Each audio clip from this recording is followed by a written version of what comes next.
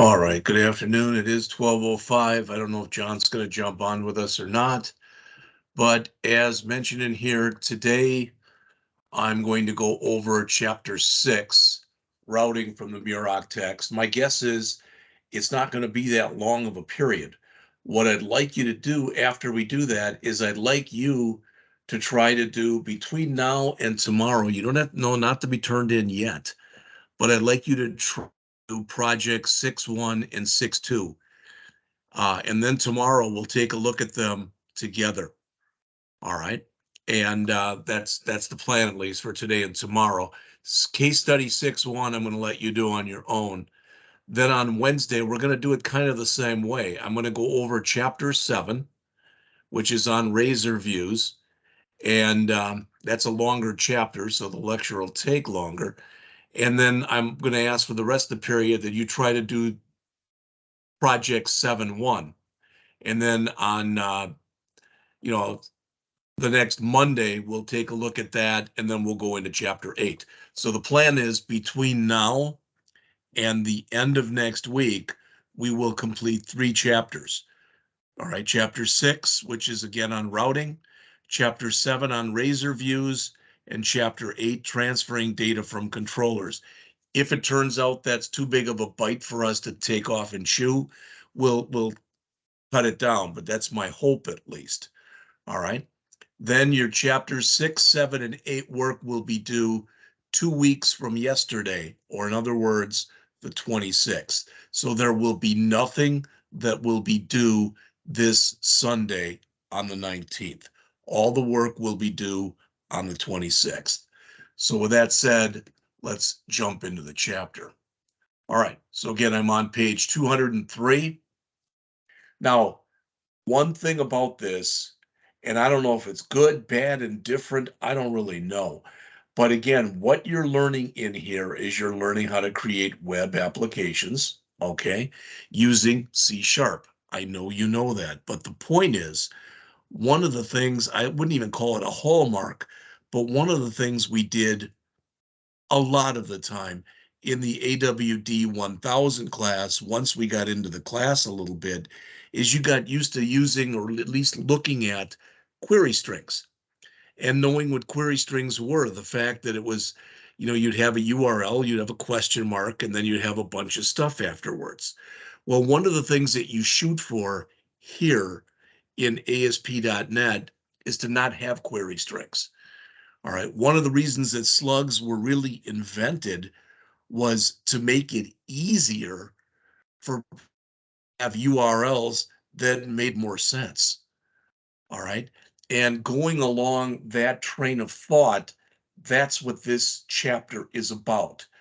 All right. What we've been using thus far basically is what's called default routing. All right. And in this chapter, they'll talk about default routing in detail, but then they'll talk about how to customize routing. All right. And then, as it says, the chapter will end with some of the best practices for creating URLs. And I've already started to get into that with you. So as you can see, it's broken up again into a few different areas. All right. It's a short chapter. It's only about 25 pages or so. All right. And as always, I'll probably be concentrating more on the odd number pages that are on the right-hand side than I will on the even number pages that are on the left-hand side, mainly because I don't like to read to you. All right. Any more than you probably want to hear me read to you. Now,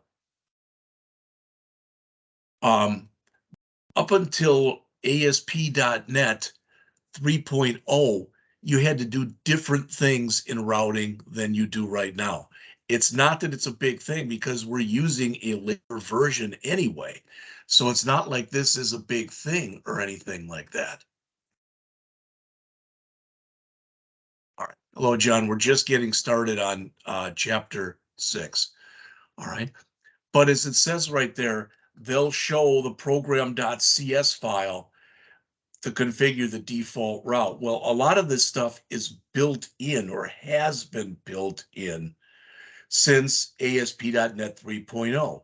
And as it says, it's known as endpoint routing, and it's what's recommended.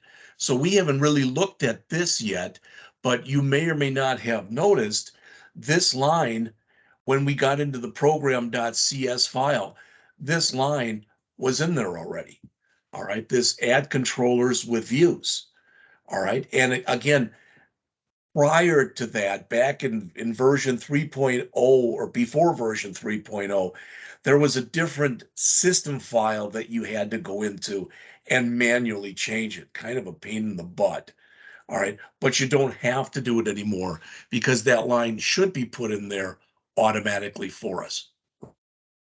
All right. Then when we look at some of the rest of the stuff that's in here, notice we've got var app equals, and then we've got this, you can see them in yellow, app.use routing and app.map controller route. Now, you'll notice there's some other app dot stuff in here we're going to hit into or get into in later chapters. All right. But the use routing, notice what it says. It says select the endpoint for the route if one is found. All right. If you don't understand what that means, hopefully you will by the end of the chapter. And then map controller route, it says adds endpoints for controller actions and specifies a route. One of the things we're going to get into in this chapter, all right, this chapter really has got two different parts to it. The first part is on routing and the second part is on areas. All right. But the thing with routing is, again, we're trying to set up URLs to make it as easy as possible for the end user, not for the programmer, but for the person using the application. All right. So what we're going to end up doing to try to make that easier for the end user is we're going to be adding some new types of decorators on the top. All right. Stuff that we have not done before. Now, again, when we go down here, this is what the chapter is about. So when you look at this app.map controller router, notice what they're setting up in there. They're setting the default route. All right. And if you look at the pattern, it's really imperative that you start to understand this because each thing that you see in that pattern is known as a segment. So controller equals home is the first segment. Action equals index is the second segment. And the ID with a question mark inside of curly braces is the third segment. All right. Now, what this means is the following. If when you are putting in a route, if you don't list anything, you don't list a controller, you don't list an action, you don't list an ID, it defaults to the index of the home controller. All right. However, if you decide you want to pass in this means this question mark here again means that the ID is optional. But if you include an ID, you must include the segments that come, all segments that come before the ID. All right.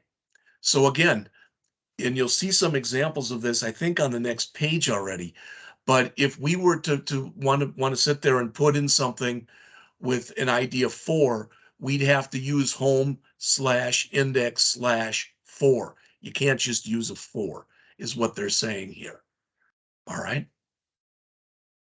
When it says here, before you can use endpoint routing, you need to add the necessary MVC services. That's this right here, the add controllers with views.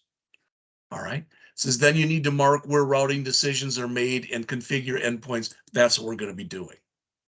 All right. So I'll come onto this page, but I want to go forward a second. And this is kind of what I just mentioned to you. So if you look at the URL here on the top of page 207, you can see, as we talked about before, there are 3 segments in here. All right. If you are going to go in and use the third segment, you must add the first and second segments. If you want to change what's in the second segment, you must add the first segment. Okay, so you basically, that's what it's saying. And again, as I mentioned, the first segment, as they mentioned, there is the controller. All right, the second is the action within the controller or the method that you want to call. All right, and the third is, in this case, is an ID.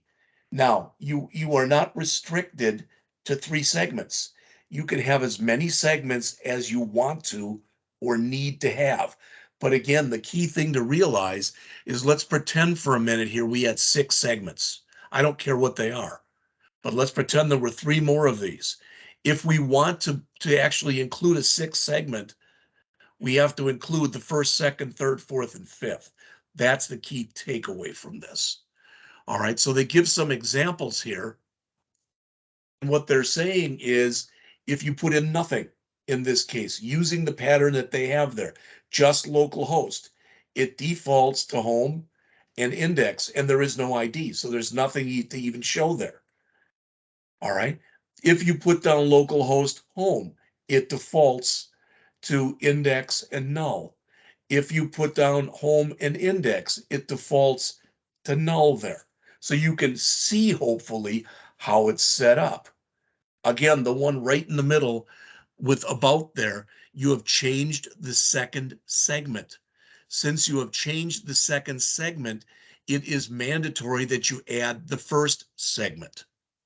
All right. And you can see as you go down exactly what's happening here. Now, in the third set of examples there, you've got product. So you changed the first segment. All right.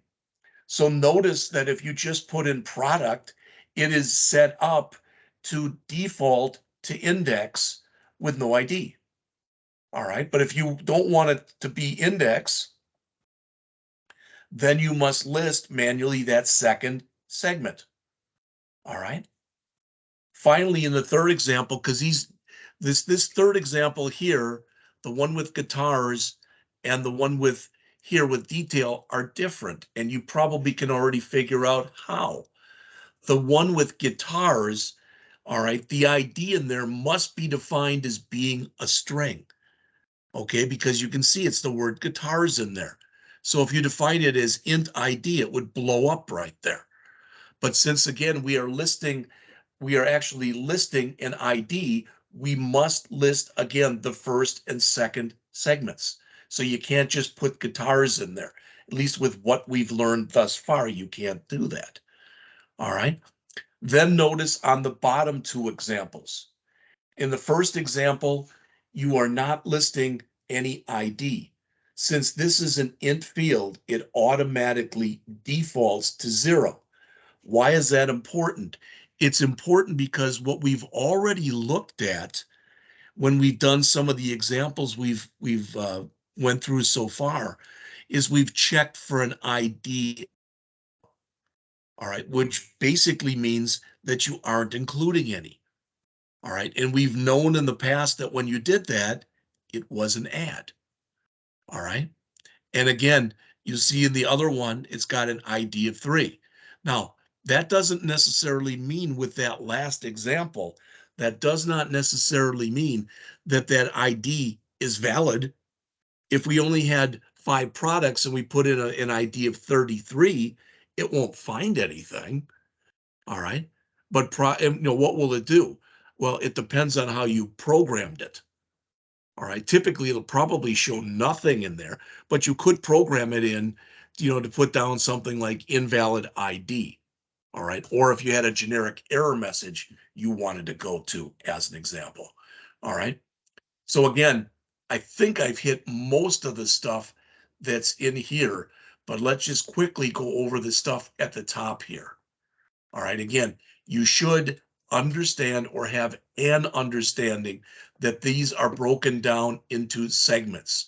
When we say this, we're talking what comes after the https://localhost:/port number. So we're talking what comes after that. All right. And again, in this example right here, we are setting a default route, which says if nothing is listed, it should default to home. All right. And if nothing is listed, it should default to index, etc. All right. And that's, again, you can read this yourselves, but it's pretty much exactly what I just mentioned to you. All right. Now it's going to get a little bit more complex, and it's more complex again for the programmer so that it is easier for the end user. And that's what we're going to be getting into for the rest of the chapter in just a few minutes. All right. But again, you notice what it says. All three segments of the default route are optional. All right. Again, but if you want any of the later ones, you must list all of them type of an idea. All right. So the default route, as it says, maps a request to an action method within a controller and can optionally pass an argument to that action method. Now, if I were to do that, I'll waste your time. All right. But if I were to come in here, this is the Sports Pro thing. And if I double clicked on that and I open up Sports Pro.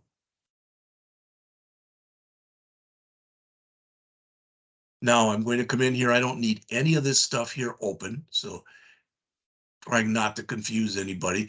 But if I open up the program.cs file, there's what you'll notice right there. So we've had this all along, where again, it has defaulted to home and index, etc. Now, if you remember when we took, I don't know if it was an assignment or if it was the first, I think it was the first test. All right. When we did those problems, and most of you had an empty home controller. All right. And we just did all the work in the other product controller or whatever it was. Well, another thing we could have done is we could have changed the name of that controller, the default one, to be whatever we wanted it to be. All right. You can do that. All right. Typically, it's left the way it is, and then you add other routes underneath it. And again, we're going to get to that in just a couple of minutes.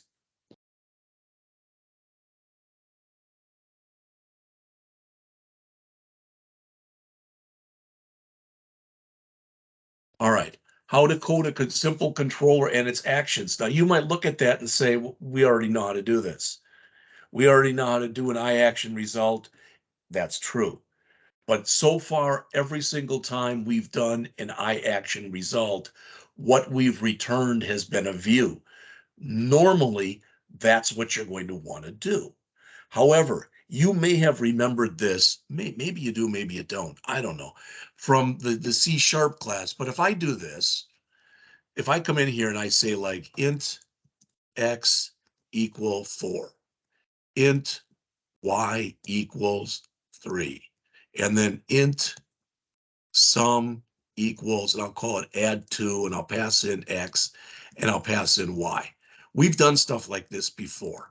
All right, then we come down here, and we come in and we put in our private void, private int, add 2, and then we'd say int num1, int num2, and then we've come in and said stuff like return num1 plus num2. Nothing new there. I get that. Okay. But the reason that I'm showing you this is let's pretend for a moment that instead of this, we were going to write a whole big, let's just say inside of here, we were going to write a whole big calculator. All right. We're going to write a whole calculator. And what we wanted to do for the add is we wanted to pass in X, and we wanted to pass in Y, and we wanted to pass in the number 1, which means add. Okay. So I will say here int operation. And then somewhere in here, we're going to do a switch statement. And we'll say if we passed in a 1, return the addition. If we passed in a 2, return the subtraction. You get it. All right. But what if that was going to be a really, really, really long routine and it was going to take a while to write? I might just put something in here like system.writeLine in function calculator. That's all. All right. And sometimes this is called a stub. So in other words, when I ran this, and I'm just going to here say return, return 0, something like that. It's going to literally return 0, but the point is it will go in here and say that I'm in function calculator. All right. So bringing this full cycle, why the heck am I even telling you this? Because when we come back in here, not only can you return a view, you can return content. And what that allows you to do, all right, what that basically allows you to do is to return a string. Okay, so in other words, notice what we're doing in here. We've got our index in our about. So in our index, we return content that just says home controller index action. And when we're in the about, we say home about action. All right. So if we just say localhost, which is the same thing as saying localhost slash home slash index, because that's the default route, it just comes back with the text on screen that says home controller index action. That text right there. Now, since we have changed the second segment here from index to about, we must add the first segment. So home about gives us home controller about action, which means it's giving us this one. So what they say in here, all right, is to create a simple controller, you can begin by coding action methods in the content. All that's doing is it's just testing, for lack of better words, to see whether or not you've set them up correctly. So if I had a whole bunch of stuff that I was putting in this controller, all right, and the only thing I wanted to write right now would be, for example, just the index. There was something I wanted to do in the index, maybe show an opening screen or whatever.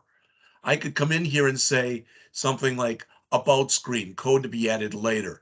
Then if there was going to be a contact screen to be added later, etc. And that's what they're talking about in here. All right. Again, you can read this stuff if you want to on your own. I just, didn't feel the need to sit there and have to read to you. All right. And one thing by now, hopefully every one of you is understanding is it is not, just so you know, it is not mandatory that home controller inherit from controller. It happens 99.99999% of the time, but it is not mandatory. I've never seen it not done that way, but it's not mandatory that it's done that way. All right. Also, if you're going to be doing this, since you want to inherit from this, you'll want to be putting in that using statement all the time. All right. All right. Let's go on. Okay. So how to code a controller that uses the ID segment. All right, so this is going to be a thing with the product. This is going to be a thing with the product and the list. We have worked with the list before. You know the difference between listing all products, which is what we've been doing with list, and listing a single product, which is what we've been doing with edit. All right, well, here, what they're doing instead of doing it that way is listing. All right. And rather than having, they also want a way that you can just list a single one. So they're using detail in here. So list, as it says, okay, it uses the string type for an ID parameter. It's got a default of all, meaning if you don't put anything in, it should return everything.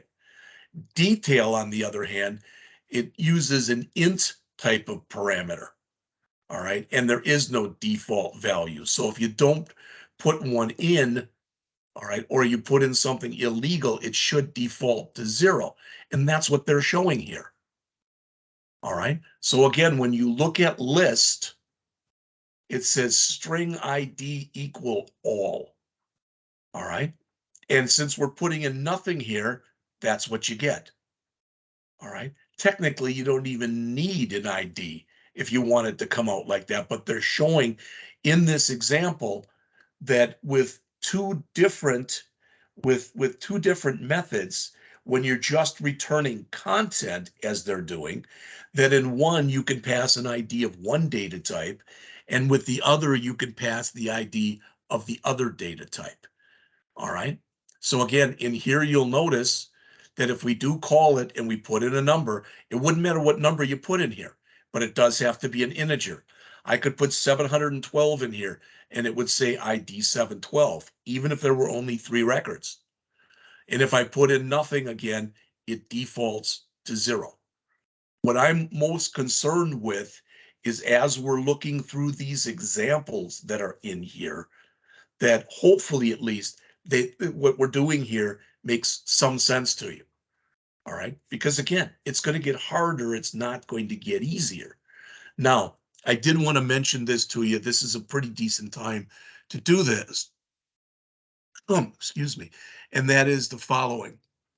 I somehow lost all my stuff that was up here, but I want to show you something here quick. If I put in ASP.NET MVC6 routing, all right, come up in here are going to be the ones that I grabbed before. So here's a routing overview from learn.microsoft.com. All right. So that is one way if you want to get a history or you want to know more than you think I'm giving you here. There are some in Stack Overflow. Some of them were decent. Some of them were not that good, to be honest with you. All right. But I somewhere I have listed about 4 or 5 URLs. So if you want to find some more information out about this, in other words, if you think either the description I'm giving you was insufficient, or B, the description the book was giving you was insufficient, you want more detail, you can get it over there. And I'll include those. I'll have a couple I think there's 3 of them I have for routing, and there's 2 of them that I have for areas, which we'll get to in a few pages. All right, here's where it starts to change. Okay, because everything we've talked about so far has worked with default routing. All right, but you can also create custom routing. There's different ways of doing this, and one way of doing it, as it says, is to add static content to a route. All right. Now, notice this because it's important. Everything we've done so far has been dynamic. All right. And as it says there, in other words, it can change with each URL, and it does change with each URL. So in other words, if I have 5 products and I want to just individually bring up each one of those products, I can put in the same first segment, the same second segment. And if the third segment is the ID, I can change it 1, 2, 3, 4, 5. All right. But then notice what it says next. To make a URL easier to read, you may want to include static content as part of the segment. All right. This is not exactly the same thing as when we were working with slugs. I don't want you to think that it is. All right. With the example that they're going to give in here, they are going to create a 4th segment, a string literal in it of the word page. All right. And then it says just before it uses num. Num is going to be a parameter. So for instance, let's suppose for a minute that in the example that we did for the test where we had the products, there's actually about 40 products. All right. So if you wanted to do, I don't know, maybe pagination, maybe you were putting 10 products per page. So if you said they're page 1, it would show you 1 to 10. All right. Page 3, for example, would show you 21 to 30, etc. That kind of a thing. So that's what they're talking about here. All right. Now, notice what it says here. In the pattern for this first example, none of the segments are optional and none provide default value. So get used to that when you've got something like that that is not optional. You've got to add everything yourself. And again, we're putting the responsibility onto the programmer to try to make it easier for the person using the application. The idea is we want them to do as little bit of typing as possible. And that's done for a lot of reasons. You'll see this later in the chapter. But just to tell you, I mean, some of the reasons are, first of all, it's much easier for somebody to remember rather a simpler ID. All right. Second, if somebody's going to go copy it or whatever, and maybe for whatever reason they write it down. All right. Or even they key it in or whatever. They don't take a picture on their phone, but they just They copy it themselves. It's much easier. The lesser amount you make them work, the better the chances they're not going to screw it up. All right. So it says for the first two segments, you must specify a controller. You must specify an action method. For the third segment, you must supply an ID. All right. For the fourth segment, you must supply the static content page. So you must put in page followed by the number of the page you're looking for. And as it says, if you specify all four, the action method that's matched is going to come up. So you'll get what you want. All right. Now, what if you don't want to do all that? And they mention on the bottom of the page here, says if you don't want to mix static and dynamic content, you can achieve a similar result by coding a routing pattern that specifies what you're looking for. And they're going to show that on the next page as well. All right. So when you look in here, again, notice everything since they're in curly braces. These are all mandatory. Everything that you're putting in here. All right. Basically what they're saying is, okay. So for example, for this example that they're showing down here, okay, you've got the name of the controller, you've got the name of the method. All right. In this case, it's something else, but it's all, and then it's page. All right. So you could set something up like that. Notice the genericness of this. What I mean is it doesn't have the name of the controller. It just has controller. If you remember earlier, when we were defaulting stuff, we'd said like controller equal home, action equal index. Now we're making a generic route that will be able to handle different controllers. All right, because again, as you go in and as this gets more and more complex, you're going to have more and more controllers that are going to be, because you're going to be separating your work, all right, or segregating it out into the different controllers. All right. So again, this would work. Name this, right here, the name. So what? There's 1, 2, 3, 4 segments in here. All right.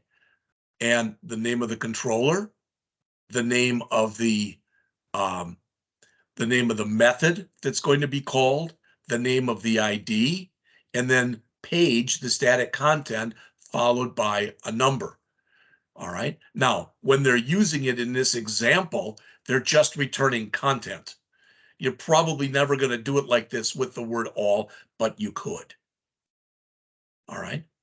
So again, as it says, a pattern that were one segment supplies one segment that's completely static.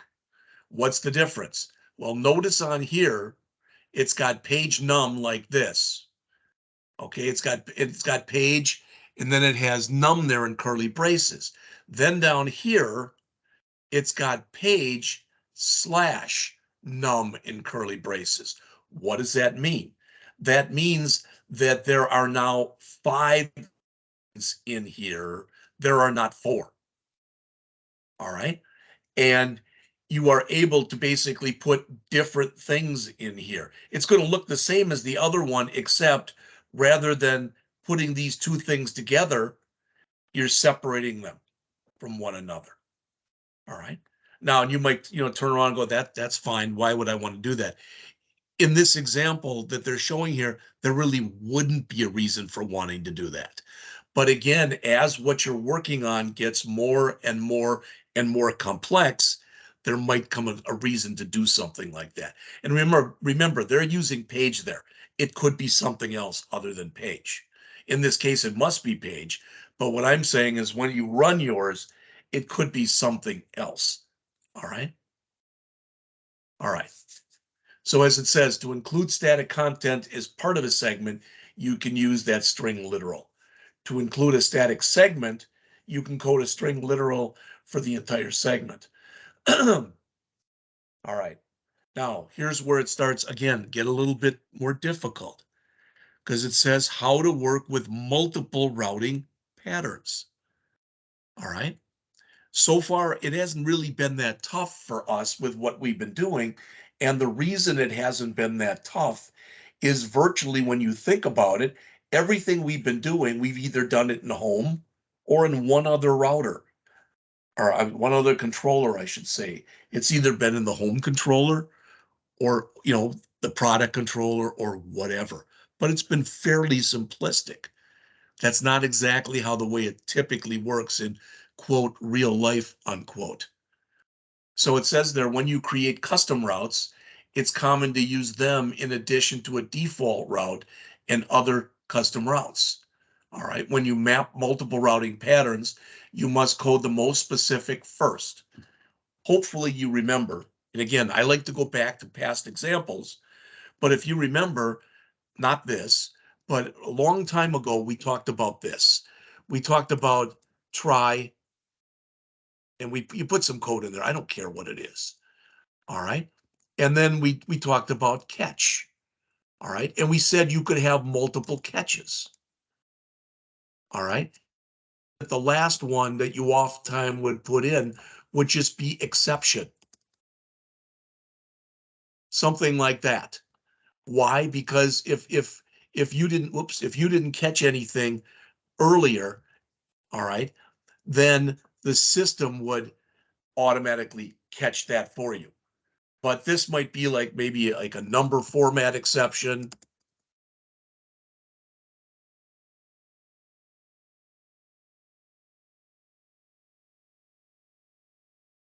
And again, you could put some code in here to do something. I don't know what.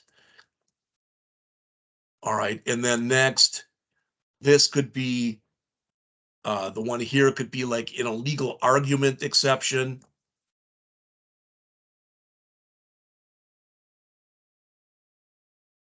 And again, you could come in here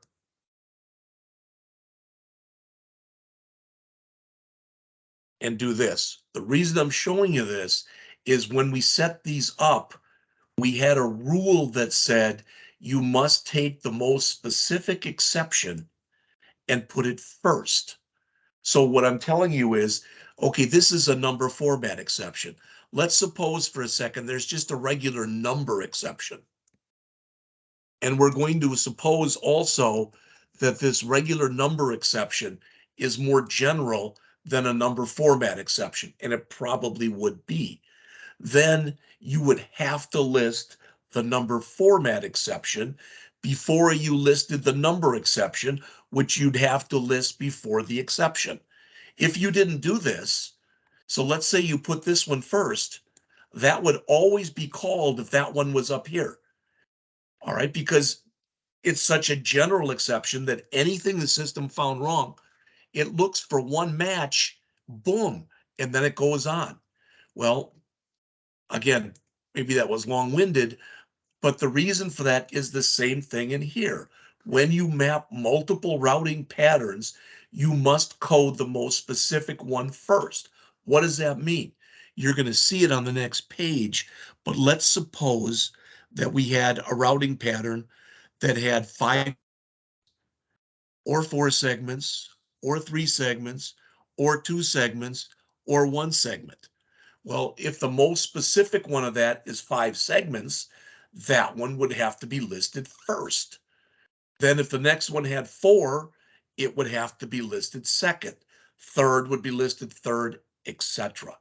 And that's what they're going to show in this example right here. All right. So as you can see, they're going from the most specific to the most general.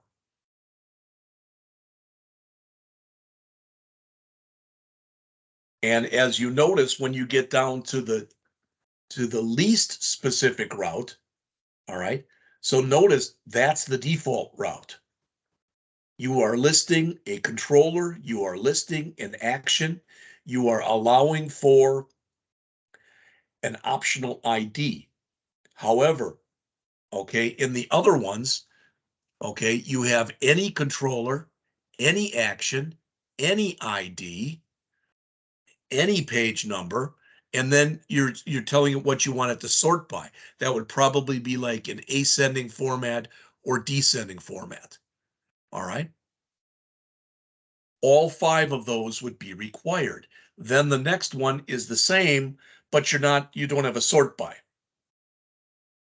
So probably at least no sorting will take place. In other words, you'll just get the information back in whatever order it happens to be, probably in the database. All right. And then they show some examples in here. But if you can understand what's going on, and hopefully you can, all right, that's what this chapter is about.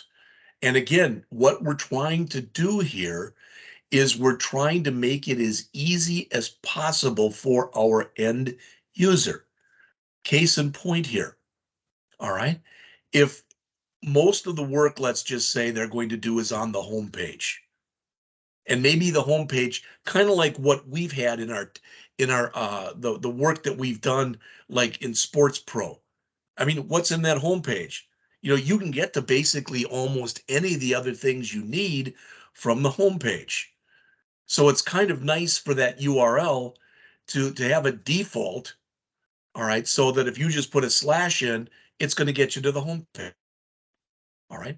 But again, if you do that, if that is your default route, if you want to go to a different page, then you have to specify, since that is the second segment, all right, you have to specify the first segment in there as well. It's not smart enough, it meaning the system, to know you mean, oh, if you put in slash about, you mean home about.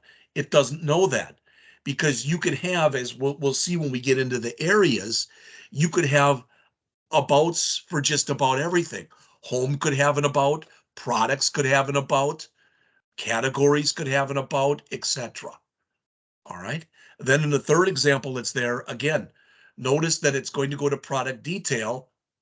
All right. And since you've got a product detail and you've given it a number, all right, it's going to go right to that particular product.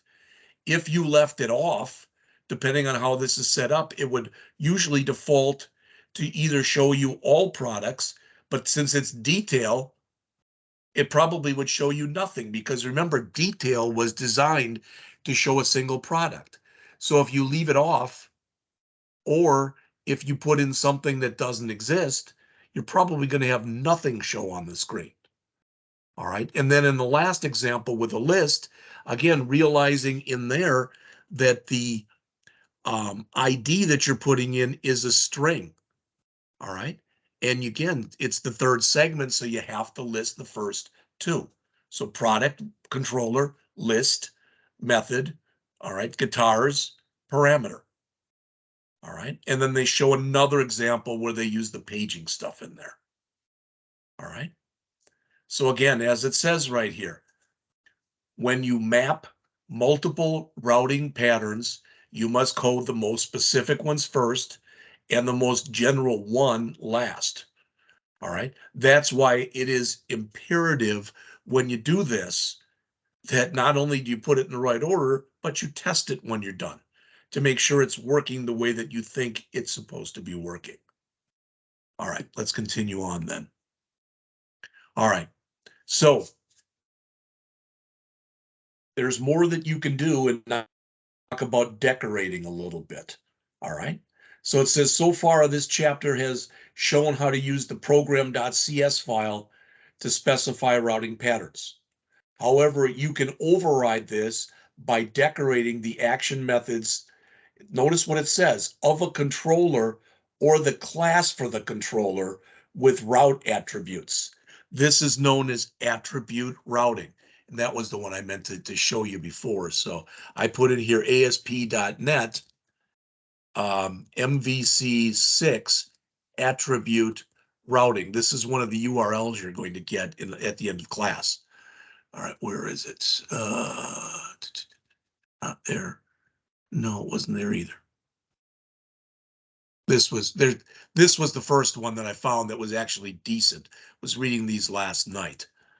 All right, and notice what it says. So it goes through here, and it does show you a couple of examples. This isn't real long, but there were a couple more in here. There was another one that was in here. I'll have to find it, but that was it in .NET tutorials.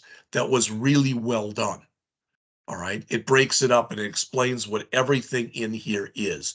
So you're going to get these URLs because sometimes, hey, I try to explain this the best I can, but either it doesn't make a whole boatload of sense, or you think, I think he means that.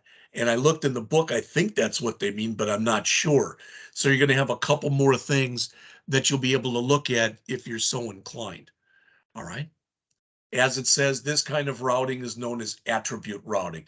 It's out of, all right, it's out of the program.cs and it's done with decorating. So notice what it says here. Let's go over this and then we'll look at the examples. It says figure 6.7 here starts by showing the class for the home controller, all right, after attribute routing has been applied to the index and about. To change the routing for the index, the code decorates it with a route attribute. All right. In other words, it places a route attribute right up above the index method, and it displays a route of slash. Here, this maps the index action to a URL. In other words, to a URL that if you just put the slash, that's the one that should come up. All right. And then it says similarly, the code decorates the about method, all right, with the route attribute that maps the about action to a request URL of about.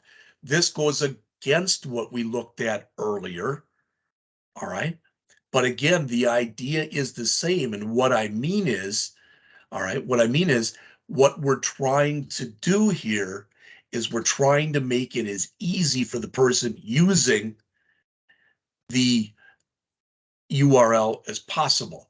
So I'm not going to read this to you, all right, but they're saying that they do override what we did earlier. So what that'll do is that'll say if you just put in a slash, regardless of how it's been set up in a default, all right, that you will get to the index page. And if you put a slash about, you'll get to the home about page in this case. All right, notice as it says, it leads to shorter URLs. And also what they're saying here, this is the key thing. You're specifying static routes. So you already know where you want to go here. All right. In other words, the other ones that we had been writing, the stuff that we were putting into program.cs, they were generic in nature, designed to hold just about anything. These are static in nature. All right. So it says there when you supply or specify a static URL, the route doesn't change if you change the name of the about action later. Let's say that again. When you specify a static URL, such as about for a route, the route doesn't change if you change the name of the about action later. So what they're saying is if you decorate that, all right, and you later, the name of the route changes so that the two are out of sync, it should still work. All right. So let's take a look at a couple of these. And again, they did mention, I said it before, it says in here, this is typically, this attribute routing should be enabled by default. So as it says, you don't need to add anything special to the program.cs file. If it doesn't, it says you might want to call the map controllers method. I believe that's in there anyway. All right. All right. So again, let's keep looking here.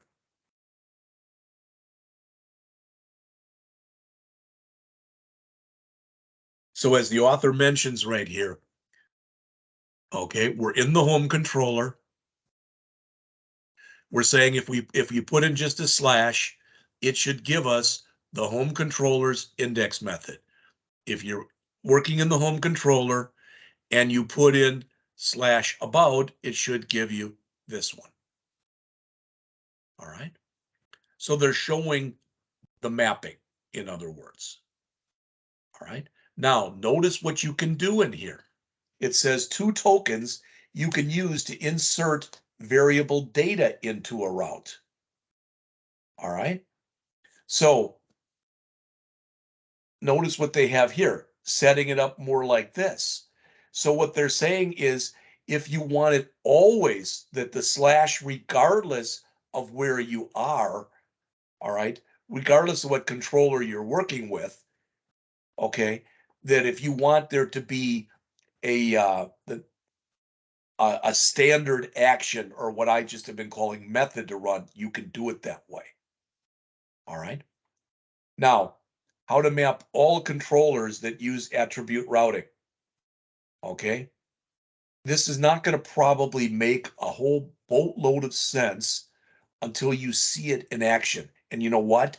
One thing I didn't like about this particular chapter, you don't see it in action. You see bits and pieces. You don't see an entire program where this stuff is put together. So, John, I think you came in a little late, which is fine. But what I'm at the beginning is I'm gonna lecture on this. We don't have much to go in here. Got about 10 pages to go. So we'll take a break in a few minutes, but after we take the break, we might be done by 1:30 or so, by no later than 2. What I would like you guys to do is by tomorrow, you know you're not turning it in, but by tomorrow, I would like you to look at least 6-1 and see how much of it you can do. And that's not Sports Pro, so not the case study, but the projects. Look at 6-1 and look at 6-2. And then tomorrow we will take a look at them together. And if you have questions, then you'll be asking, hopefully really, well-formed, good questions based on what the homework is. All right. So as they say here, to change the routing for an action, you decorate it. And you can decorate routes. And as you'll see in just a couple minutes, you can decorate the controller itself as well. All right. And that's what we're going to be getting to in just a bit. All right. So again, one of the things that they talk about in here, notice it says this figure begins by showing a class for the product controller after you've got attribute routing for the list and the detail actions. Good. Okay. Then it says it has a helper method that's get slug. You know what slugs are. We've talked about them already. But one thing that they talk about in here that I at least found interesting is they talk about slugs. Slugs make it easier for you and me to read. Slugs make it easier typically for an end user to read. All right. That's why they're a good thing. However, slugs typically slow down processing time. All right. When you are doing a lot of work. So if the end user was coming through and constantly checking stuff in a product inventory or whatever, it's going to actually slow things down. So there's a good and there's a bad to using slugs, is what they're saying. They're saying if you had something like this, where instead of passing slash product followed by the name of a product, you pass the number, it's going to come back faster. All right. And it's going to come back faster because the system is boom, it's going to be able to jump to a number faster than it is having to look through possibly every single thing that's in a table for a match for a string. All right.